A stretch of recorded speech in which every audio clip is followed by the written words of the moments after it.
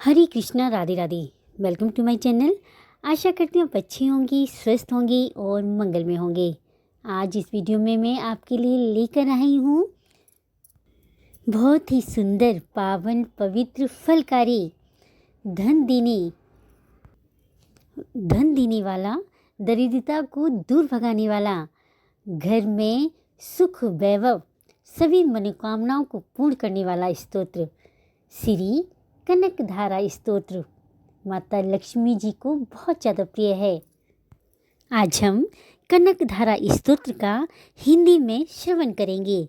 ये कनकधारा स्तोत्र आदि गुरु शंकराचार्य जी द्वारा लिखा गया है और इसके पीछे की कथा और भी ज़्यादा लाभ प्रदान करने वाली है। अगर आप बहुत ही ज़्यादा संकट में हैं, धन धान्य की बहुत ज़्यादा कमी है, बहुत परेशान हैं, आपका व्यापार नहीं चल रहा है, काम नहीं चल रहा है, धन की बहुत ज़्यादा दिक्कत है, तो उसके लिए पढ़िएगा माँ लक्ष्मी जी का कनकधारा स्तोत्र। आप नित्य प्रति पढ़िए, प्रतिदिन सुबह शाम पढ़िए और फिर देखिए चमत्कार।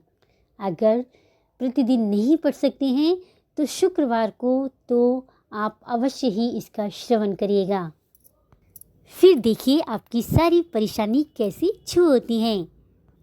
माता लक्ष्मी जी के साथ साथ भगवान विष्णु की भी पूजा करना बहुत ज़्यादा आवश्यक है, तभी हमारी लक्ष्मी मैया प्रसन्न होती हैं। तो पहले एक जयकारा लगाते हैं, बोलो लक्ष्मी नारायण भगवान की जय, वृंदावन बिहारी लाल की जय। अगर लक्ष्मी माँ की कृपा पानी है तो भगवान विष्णु जी के साथ उनकी पूजा करिएगा। ओम महालक्ष्मी नमो नमः, श्री विष्णु प्रियाय नमो नमः, ओम धन प्रदाय नमो नमः, ओम विश्व जगन्याय नमो नमः, ओम महालक्ष्मी नमो नमः, ओम विष्णु प्रियाय नमो नमः, ओम धन प्रदाय नमो नमः, ओम विश्व जगन्याय नमो नमः। बोलो भगवान विष्णु माता लक्ष्मी जी की जय। श्री कनकधारा स्तोत्र हिंदी में। एक दिन आदि शंकराचार्य भिक्षा मांगने एक गरीब ब्राह्मणी महिला के घर पहुँचे। वह महिला बहुत ही ज़्यादा गरीब थी और उसके पास भिक्षा के रूप में देने लायक कुछ भी नहीं था। उसने अपने घर की तलाशी ली और आंवला का एक फल पाया, वह उसने शंकराचार्य के हाथों में दे दिया। उस गरीब महिला की दुर्दशा को देखकर आदि शंकराचार्य द्रवित हो गए और उन्होंने उसी समय देवी लक्ष्मी की स्तुति में 21 श्लोकों की रचना की। माँ लक्ष्मी उनकी रचना से प्रसन्न हुई और शंकराचार्य के सामने प्रकट हो गई और उनकी प्रार्थना का कारण पूछा। शंकराचार्य जी ने माँ लक्ष्मी से उस ब्राह्मणी महिला का दुखड़ा कहा, महिला को कुछ धन देने की याचना की। माँ लक्ष्मी ने पहले तो महिला को कोई भी धन देने से इनकार कर दिया, किंतु वह उनके लिए योग्य नहीं थी। देवी ने कहा, उसने अपने पिछले जन्म में कोई दान नहीं किया, इसलिए वह इस दुख की हकदार है और किसी के भाग्य को बदलना संभव नहीं है। शंकराचार्य ने उत्तर दिया कि महिला ने उन्हें इस जीवन में आंवला फल श्रद्धा के साथ अर्पित किया। हालांकि उनके घर में गरीबी के कारण कुछ भी नहीं था और इस तरह का कार्य उस पर धन की वर्षा करने का एक कारण के रूप में उचित होगा। यह सुनकर देवी लक्ष्मी शंकराचार्य के तर्क से बहुत प्रसन्न हुई और उन्होंने तुरंत महिला पर स्वर्ण आंवले के फलों की वर्षा की। वह घर आज भी केरल में मौजूद है। आदि शंकराचार्य द्वारा रचित ये 21 श्लोक पवित्र और लोकप्रिय हो गए, क्योंकि कनकधारा स्तोत्रम ने पिछले कर्मों और गरीबों से पीड़ित किसी भी व्यक्ति के कल्याण के लिए गाया था। बोली लक्ष्मी नारायण भगवान की जय। पहले स्तोत्र का श्रवण करते हैं। हो गई और उनकी प्रार्थना का कारण पूछा। शंकराचार्य जी ने माँ लक्ष्मी से उस ब्राह्मणी महिला का दुखड़ा कहा, महिला को कुछ धन देने की याचना की। माँ लक्ष्मी ने पहले तो महिला को कोई भी धन देने से इनकार कर दिया, किंतु वह उनके लिए योग्य नहीं थी। देवी ने कहा, उसने अपने पिछले जन्म में कोई दान नहीं किया, इसलिए वह इस दुख की हकदार है और किसी के भाग्य को बदलना संभव नहीं है। शंकराचार्य ने उत्तर दिया कि महिला ने उन्हें इस जीवन में आंवला फल श्रद्धा के साथ अर्पित किया। हालांकि उनके घर में गरीबी के कारण कुछ भी नहीं था और इस तरह का कार्य उस पर धन की वर्षा करने का एक कारण के रूप में उचित होगा। यह सुनकर देवी लक्ष्मी शंकराचार्य के तर्क से बहुत प्रसन्न हुई और उन्होंने तुरंत महिला पर स्वर्ण आंवले के फलों की वर्षा की। वह घर आज भी केरल में मौजूद है।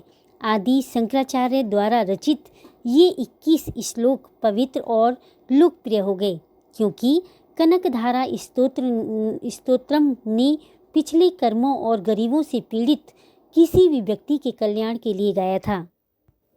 बोली लक्ष्मी नारायण भगवान की जय। पहले स्तोत्र का श्रवण करते हैं।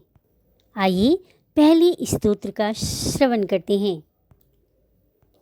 आइए पहला श्लोक श्रवण करते हैं।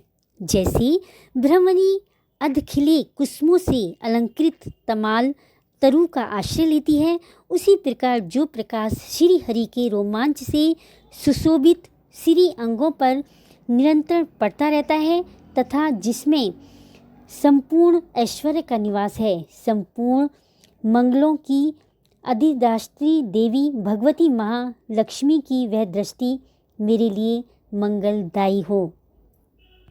दूसरा श्लोक, जैसे भ्रमरी महान दल पर मंडराती रहती है, उसी प्रकार जो श्री हरि के मुखार बिंद की ओर बराबर प्रेम पूर्वक जाती है और लज्जा के कारण लौट आती है, समुद्र कन्या लक्ष्मी की वह मनोहर मुग्ध दृष्टि माला मुझे धन संपत्ति प्रदान करे। श्लोक तीसरा, जो संपूर्ण देवताओं के अधिपति इंद्र के पद का वैभव विलास देने में समर्थ है, बहुहंता श्री हरि को भी अधिकाधिक आनंद प्रदान करने वाली है तथा जो नील कमल की भीतरी भाग के समान मनोहर जान पड़ती है, उन लक्ष्मी जी के अध खुले नेत्रों की दृष्टि क्षण भर के लिए मुझ पर थोड़ी सी अवश्य पड़े। श्लोक चौथा, शेष शाही भगवान विष्णु की धर्मपत्नी श्री लक्ष्मी जी की नेत्र हमें ऐश्वर्य प्रदान करने वाली हों, जिनकी पुतली तथा बरूनियाँ अनंग के वशीभूत हो, अधखुले किंतु साथ ही अपलक नयन से देखने वाले आनंद कंद श्री मुकुंद को अपने निकट पाकर कुछ तिरछी हो जाती हैं। श्लोक 5, जो भगवान मधुसूदन की कौस्तु भ्रमणी मणित वक्ष स्थल में इंद्र नील मणि हरावली सी सुशोभित होती हैं तथा उनकी भी मन में प्रेम का संचार करने वाली हैं, वह कमल कुंज वासिनी कमला की कटाक्ष माला मेरा कल्याण करे।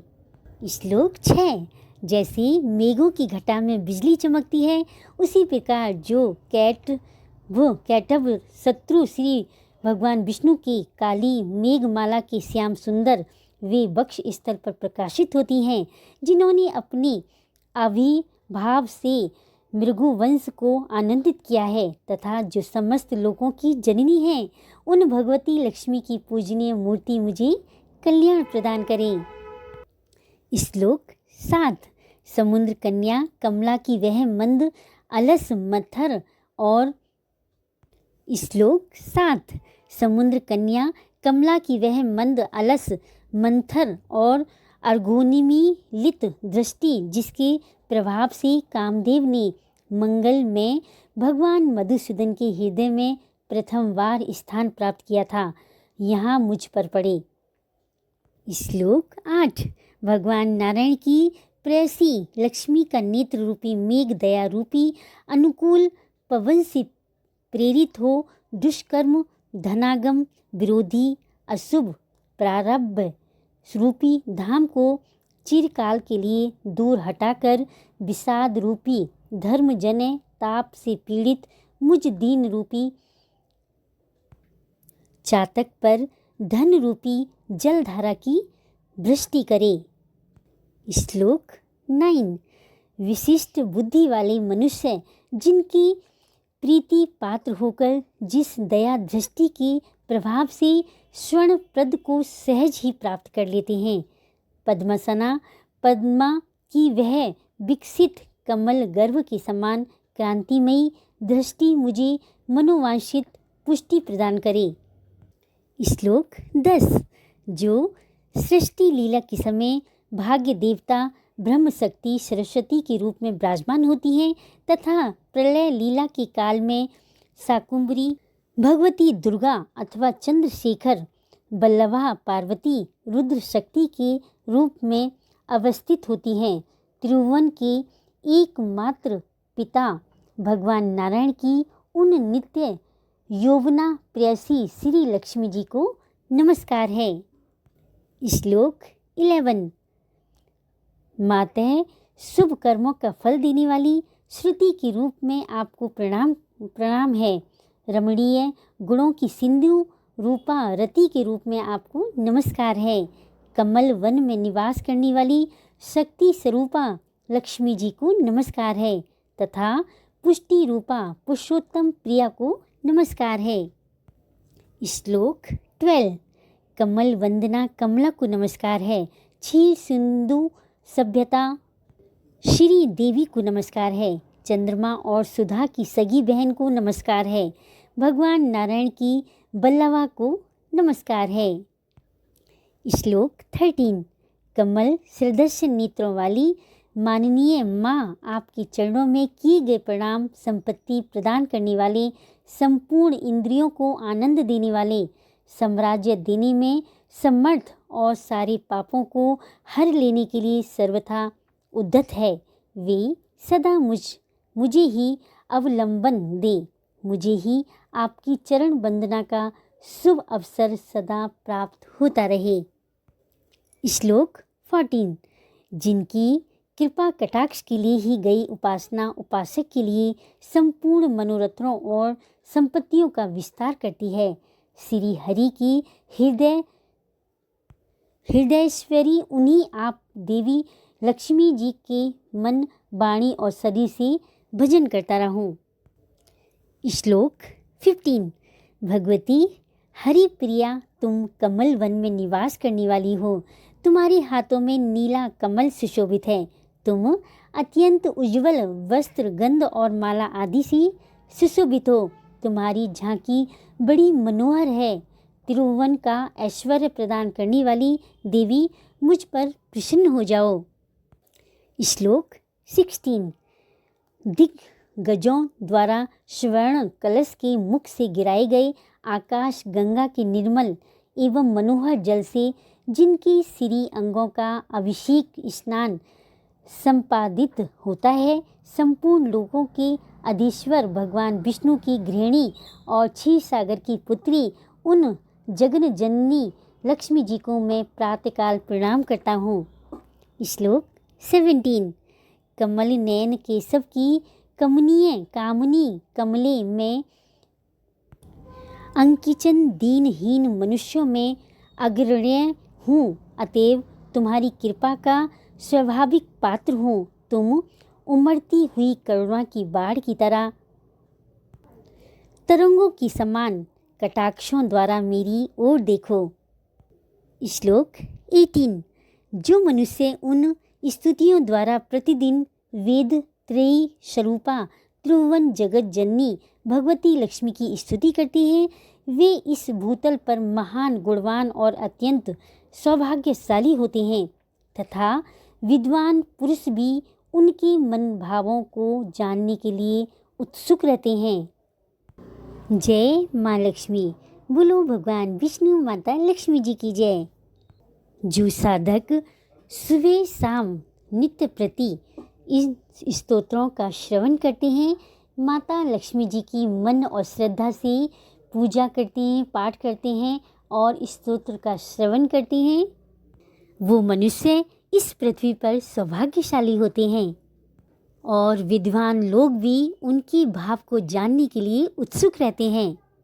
जो साधक इन श्लोकों का श्रवण तीनों काल में करता है, प्रातःकाल, मध्याह्न काल, संध्या काल, वो साधक कुबेर के समान धनवान हो जाता है।